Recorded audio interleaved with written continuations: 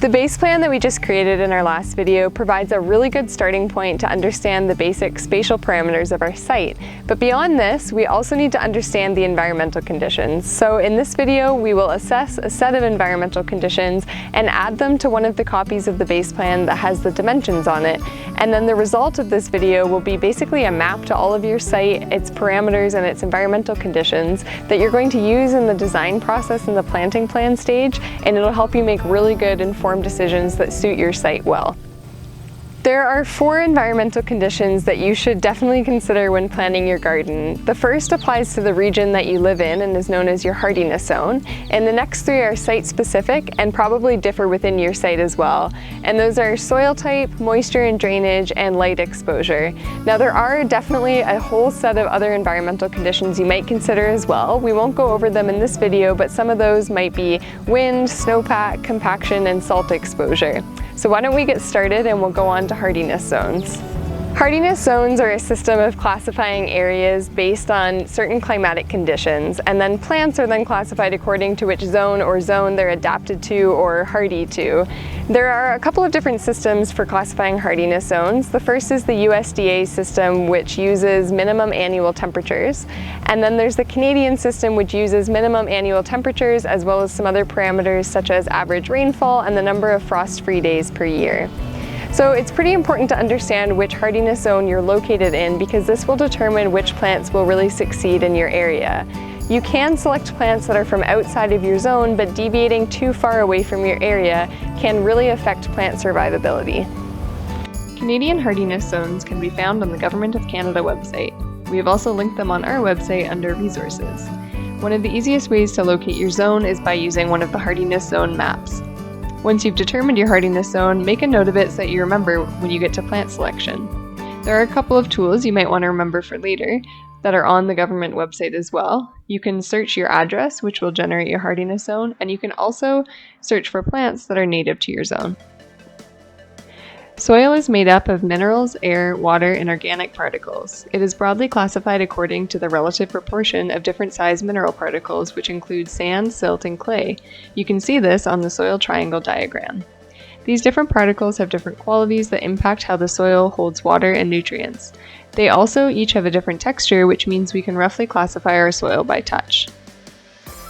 Sand is the largest of the 3 particles and, when wet, feels gritty like grains of sugar. Silt is a mid-sized particle and feels soapy when wet.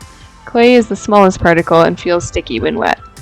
Soil that has a roughly equivalent percentage of the 3 particles is known as loam and is widely considered one of the most versatile soil types.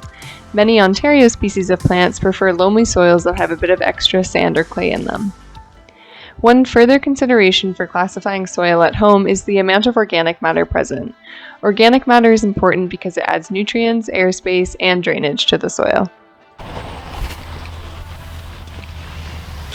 One of the best things that I can do to get to know my site is understand its soil. Now, soil classification can become really complex, and you can send off samples of your soil to a lab if you would like to know things like nutrient levels and pH. But for the purposes of home gardening, one of the best places to start is by understanding the texture of the soil. So what I've done here is dig a hole about 8 to 12 inches down, which is where the plant roots will be establishing.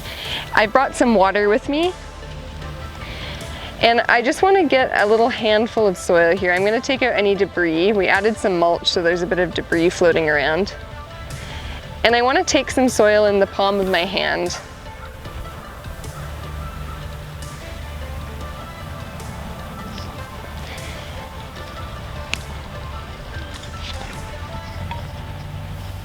Now I'm going to add a little bit here.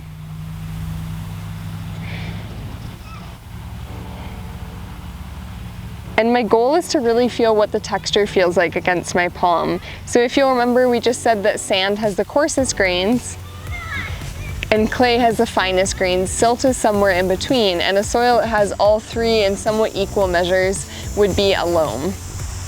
So what I'm feeling here, if I rub it in my palm, is something kind of similar to like sugar, but then I also have these little sticky bits floating around.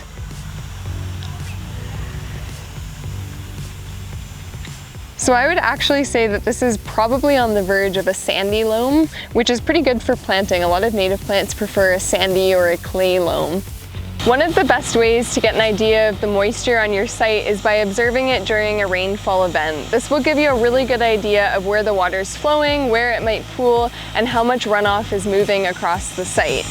Your soil type will also play an important role in how long moisture remains on your site. Where sand tends to drain quickly, clay soils tend to drain more slowly. And if you're concerned about the drainage on your site, you can also perform a soil drainage test.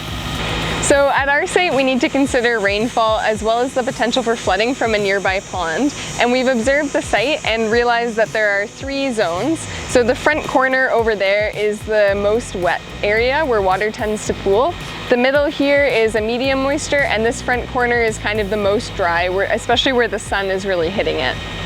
When you're looking at the light conditions of your site, you should consider which areas are full shade, which are part shade, and which are full sun. In southern Ontario, places that are south-facing tend to receive the most sunlight. Those that are east-facing get the morning sun, those that are west-facing get the afternoon sun, and places that are north-facing tend to be shadier. So our garden is south-facing, which you can see from my shadow right now. It's late morning, so the sun is coming from behind me here. And we don't really have much shade on our site at all. We have a tiny little bit under this tree here, so we'll consider that when we're planting. Here is a map of my site conditions that I've drawn on the copy of the base plan that has the dimensions so that I have all my information on one sheet of paper. This is going to be a great resource in the off-season if I'm designing my garden in the winter. So I've included the 3 moisture zones that I mentioned, I've made a note of where there is a little bit of shade, and I've included some other features like the tree roots as well.